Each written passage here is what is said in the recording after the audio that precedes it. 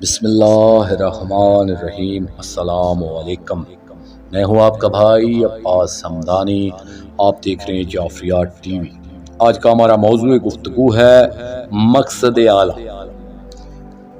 دوستو، ہر انسان اپنی ذات یا حیات کا ایک مقصد متعین کرتا ہے، پھر اس کے حصول کے لیے خوب جدوجہد کرتا ہے۔ جب یہ محسوس کرتا ہے کہ اس مقصد میں دوسروں کو شامل ہونا لازم ہے، چاہے وہ اس کی ضرورت یا مجبوری کی وجہ سے ہو یا دوسروں کے بھلے کی وجہ سے ہو، پھر وہ اپنے ناظرین بناتا ہے اور انہیں آگاہ کرتا ہے کہ نصرت کیا ہے، اور انہیں ایک ٹریک دیتا ہے، ایک فریم ورک دیتا ہے کہ اس کام کو کس طرح کرنا ہے۔ پھر اس کے معاونین کا عمل اس کے عمل میں شامل ہو جاتا ہے۔ اب یہاں بھی ہمیں یہ دیکھنا ہے کہ اصل مقصد کیا ہے۔ 1,24,000 انبیاء و رسل کی اتنی بڑی قربانیوں کا مقصد کیا ہے؟ پاک خاندان علیہم السلام کی محنتوں اور قربانیوں کا مقصد کیا ہے؟ اتنے لوگوں نے نصرت میں جانیں قربان کی ہیں، تو اس کا مقصد کیا ہے؟ یہ بھی ہم جانتے ہیں کہ ہمیں یہ حکم دیا گیا ہے کہ تم اپنے شہنشاہ زمانہ اجر اللہ فرج شریف کی نصرت کرو، جیسا کہ آپ جانتے ہیں کہ جس کی نصرت کی جاتی ہے اس کا ایک مقصد ہوتا ہے، وہ منصور مقصود بالذات نہیں ہوتا۔ اس لیے ہمارے شہنشاہ زمانہ اجر اللہ فرج شریف کی ذات اس کائنات کے لیے تو گوہر مقصود ہیں ہی، مگر نصرت کے حوالے سے وہ مقصود بالذات نہیں ہے، بلکہ ان کا بھی ایک مقصد ہے، اور اس کے حصول میں انہوں نے بوجہ کرم ہمیں بھی شامل ہونے کی دعوت دی ہے۔ ہمارے لیے یہ معلوم کرنا بھی ضروری ہے کہ ان کا مقصد پاک کیا ہے۔ دوستو، میں نے آقائی و مرشدی دامِ ظلہ تعالی کے حوالے سے ایک مرتبہ ایک مثال دی تھی کہ ایک ٹیم کو کسی پہاڑ کی بلندی پر موجود خزانے کے حصول کے لیے بھیجا گیا۔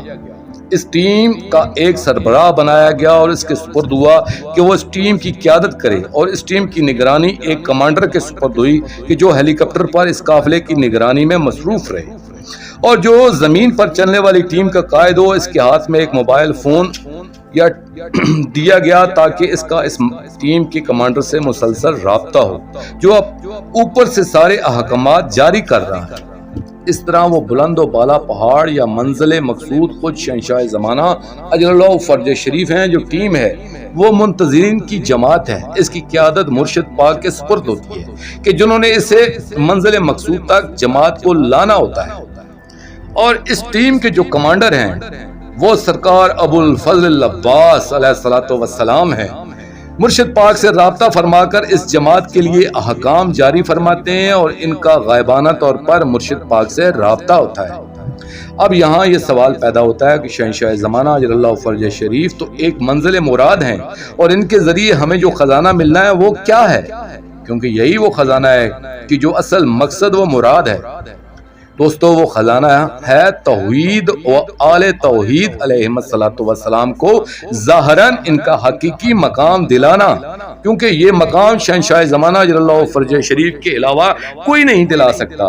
اس لیے اولین و آخرین کو ان کا ناصر بنا دیا گیا، اور 1,24,000 انبیاء و رسل علیہم السلام کو ان کے انصار میں شمار فرما دیا گیا۔ وہ اپنی پوری زندگی اس جد و جہد میں مصروف رہے کہ اس دنیا پر توحید و آل توحید علیہم السلام کو ان کا حقیقی مقام مل جائے۔ دوستو، آخر میں شکریہ ادا کروں گا اپنے مرشد کریم سید محمد جعفر الزمان نقوی البخاری سرکار دامِ ظلہ تعالی کا۔ یہ مضمون میں نے ان کی کتاب نہج المعرفت فی اسماء القائم جلد 2 سے پیش کیا ہے، اور اسم ہے سلطان المنصور اجر اللہ فرج شریف۔ اور آخر میں اپنے پاک شہنشاہ کی بارگاہ میں دعا کریں گے، الجل الجل یا سلطان المنصور، یا بیت اللہ، یا مطہر الارض، یا ولی العالمین، اجر اللہ تعالی فرجک وصلوات اللہ علیکہ، یا رب محمد و آل محمد صلی اللہ محمد و آل محمد، عجل فرج آل محمد صلی اللہ علیہ وآلہ وسلم۔